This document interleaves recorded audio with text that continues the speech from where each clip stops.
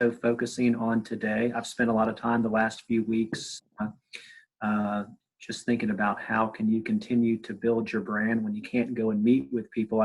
Like you, I'm such a social creature, and the inability to sit across from somebody and have a coffee with them has been, or beer or dinner or lunch has been tough.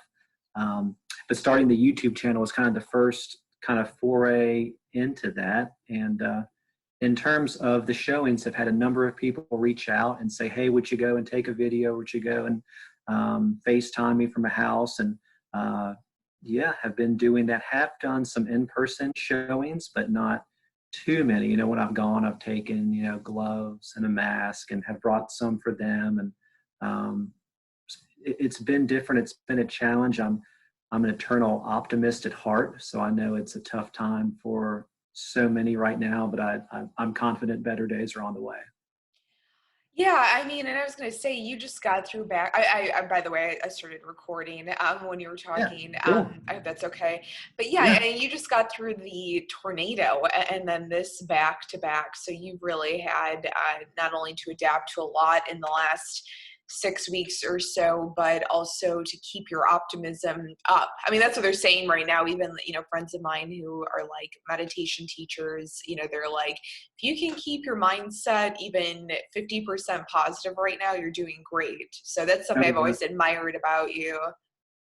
Well, thank you. Yeah, for me, faith is an important, not for everyone, but for me, faith is an important part of life. And literally every day when I get up, I thank God for that day. That's just my way of saying thank you for a new 24 hours to spend to see where it leads me. And I think when you wake up with gratitude in your heart and in your mind, it doesn't mean the day will necessarily go smoothly, but when you do encounter those problems, you know, rather than getting real upset and screaming and yelling, I think you're more likely to remain calm, and that's always an easier way to work through things.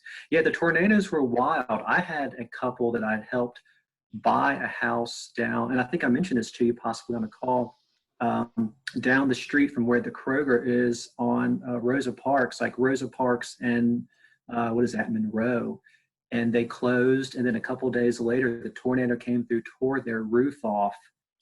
It was God, terrible. like a worst nightmare situation. Yeah, I was so happy for them when they closed. And then the morning after the tornado, waking up, you know, Ansley, my wife, um, you know, that night I fell sound asleep, woke up and thought, wasn't that bad. And then just, you know, in the era of social media, to see all the pictures, and you just takes the breath out of you. You know, those images would just bring tears to your eyes. So I started calling everybody I'd worked with over in, you know, Germantown and East Nashville, and especially North Nashville. And, you know, hey, how are you doing? Can I do anything for you? Is there anything I can bring you? And fortunately, most people were okay. There were a couple that had some damage to their home, but nothing, you know, certainly there were much sadder situations out there than my folks.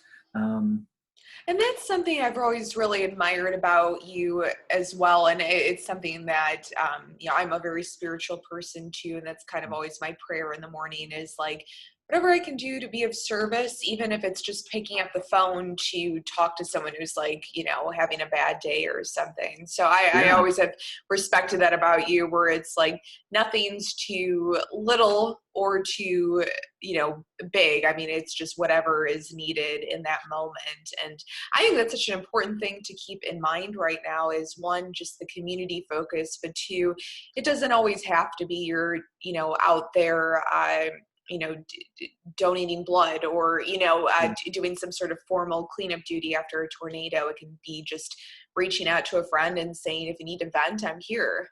Oh yeah. Yeah.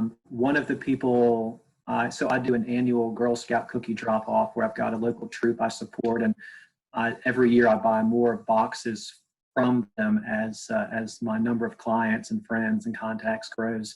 And so I put I take like a box of Thin Mints and a box of Tagalongs and put them in a little bag and drop them off. And I did all of East Nashville and Germantown and North Nashville coincidentally the day before the tornado. And one guy called me like a week or two later, and he was like, you know, we couldn't leave our house for a day or two. Like all we had for that day was the Thin Mints. We had just gotten back from a business trip. There was literally no food in our house. And I was like, oh, wow. He was like, literally, there was no food. So, you never know how something even as small and insignificant as that can help somebody. And that's always the goal for me is just trying to pay it forward. I have been fortunate in so many ways, and meeting people like yourself who also try and just brighten someone's day. And it's just fun to do in my mind. Absolutely. So let's talk about the virtual showings, because that's been something I've been like fascinated by. And I was even talking about this with my friend Elam, who I'd posted an interview with earlier this week, because she also, like myself, kind of follows business trends that are happening. I'm amazed at how people right away just adapted what they were doing to technology. So maybe you could tell us a little bit about what a virtual showing is like, and how people have been responding to them. Yeah, so really it's nothing more in terms of what I've been doing than just doing FaceTime phone calls. I still have a number of people who are out of state, who are moving here. Some of their plans have changed slightly, but they're still going to be moving here. Some of them are going to be working at Amazon. So, they would just call and say, hey, here's some that I like. Will you go and, FaceTime from the front of the house and walk the house? And so what I've been telling people more so than ever is, especially in the real estate world, if you're moving and, I can lay out all these neighborhoods and street names, but it doesn't mean anything to you when you haven't been to that place yet. So in addition to showing the house on FaceTime, would tell people, use Google Street Maps, get on there, look around, mess around the neighborhood. It's a good way to get a feel for a place before you see it. And then for my own listings, I have a system called Matterport. It's like a 3D walkthrough. You may have seen these things before. Are you familiar with that system? No, I'm not. Yeah, so if next time I only do it for my listings, but it's, I don't have it in here, but you take a tripod and mount a big camera to it. And I have an iPad that I use to where I control it from the app. And long story short, you take it, press a button, the camera swivels 360 degrees, you move 3 feet, you press the button, it swivels 360, and you just repeat it all throughout the house. And then you send it off, it's done. But that has been such a big tool for me in recent years, even before all this was going on. Using the Matterport system. I think I was the first agent to use them. They started in Chicago. So essentially it's a great way to see a house before you can see a house. Because even on FaceTime, somebody might say, well, remind me where the kitchen is in relation to the master or the outside space, or when you walk it one time, just holding it with your phone, it can get it can be hard to remember all the details. So this is a good way to do that. So.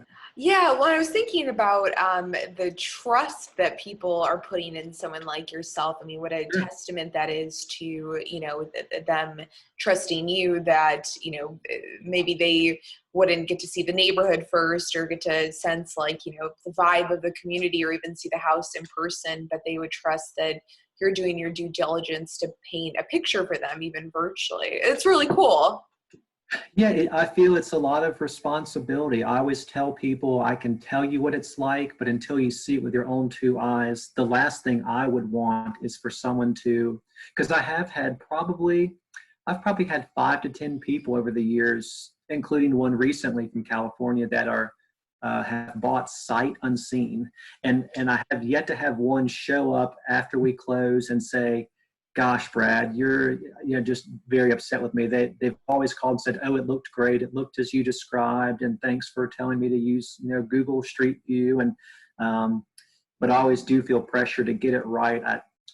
Your word is your bond in my mind. And if someone shows up and doesn't like it, I would feel guilty, even though I knew I went into it, preparing them as best I could. So.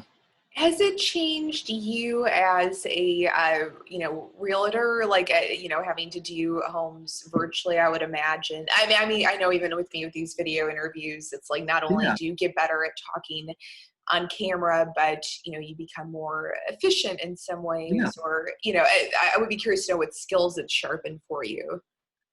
It's different. I like you, I'm a social creature, and I need that, you know, face to face, in person. It's not the same, but it's kind of the best we can do for now.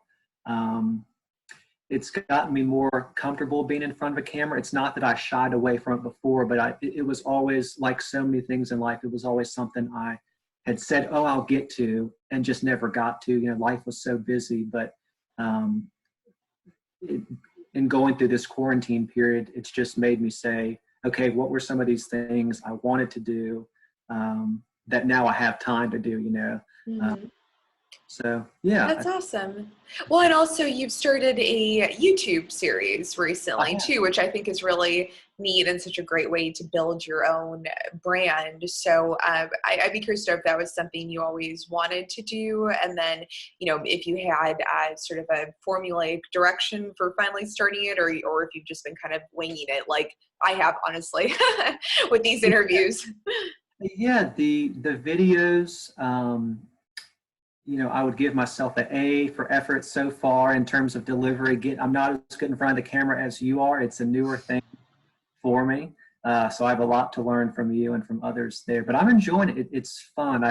After doing this for 10 years now, and selling close to 300 homes and condos, I feel like I've learned a lot, and I'm a big believer in sharing information and knowledge, as you have it. You know, we live in the information world, and information, just in a time where you can learn basically anything you want to learn. And I finally thought, I think I've got something to say. Why don't I just start putting more stuff out there in video form? I've used social media for years, but this was kind of a new foray there. So. So did you like write down a list of like topics you wanted to address beforehand? And also I'd be curious to know if you're, besides doing practical, you know, buyer tips, going to include stuff about Nashville as a city, because you're such a passionate Nashvilleian Yeah. and you have such a great, you know, finger on the pulse about what's happening here. Well, thank you. Yeah, yeah, I just took a Word document one day and just, you know, just kind of a blank canvas, and just started kind of writing stuff down, and would get excited and think, oh, I can do this here and do that there. And maybe I can, you know, go downtown and film here. Or, not only want to make it educational, but, yeah, want to showcase all that's going on in town. There's a lot of great buildings going up. I love architecture. I'm married to an architect. And I love just watching these new, you know, I love someone taking a service lot, digging down, and then building back up to a 20, 30, 40-story building. It's, to me, that's just fascinating to watch. And so hopefully I'll get to all those things. I think the sky's the limit there, and I've got different people I'm following across the country, and yeah, just kind of learning from them. So what's one thing, you know, is someone that's maybe is looking to buy a home right now, you know, in the quarantine age, maybe what's like one piece of advice you could leave them with, especially now that you're doing, you know, virtual showings? Yeah. Well, I would say if if they're in town and feel comfortable meeting me, I'm still meeting people in person, taking every precaution. You know, if someone's sick, or if I'm feeling sick, which I fortunately haven't in any way, I'm bringing gloves for people. I've got some masks that I've got. So, but I think it's business as usual there. If it is more the virtual stuff, I think just utilizing, like we said, Google Street Maps, getting a sense for neighborhoods. Um, and look, I've had one couple that I've went and walked a house for 3 different times so far, on FaceTime. And I told them I'm glad to do it a fourth if that's what it takes to, if you decide this is the one. So I think just being agile, and, you know, nothing's ever the same in life. Things are constantly changing. And as we know, you can either change with them or get left behind. And no one could have anticipated these things that are going on now happening, but we're in the midst of it. And, you know, bills still have to be paid, and mortgages still come due, and life still goes on. So, yeah. Well, I would imagine you're also being very, just because of your nature, understanding if maybe someone needs to see the house that third time in order to feel secure. I feel like that's just something right now where, I said it to my neighbor the other day, said, I'm not taking offense to anyone or anything right now because I think that the overall feeling is just kind of one of anxiety. So I think it's Mhm. great that you're just going above and beyond for your clients. Yeah, trying to. It's a different time, and yeah, just a lot of sympathy, a lot of empathy for people. So many folks are going through a tough time, and um, yeah, it's just being agile and just.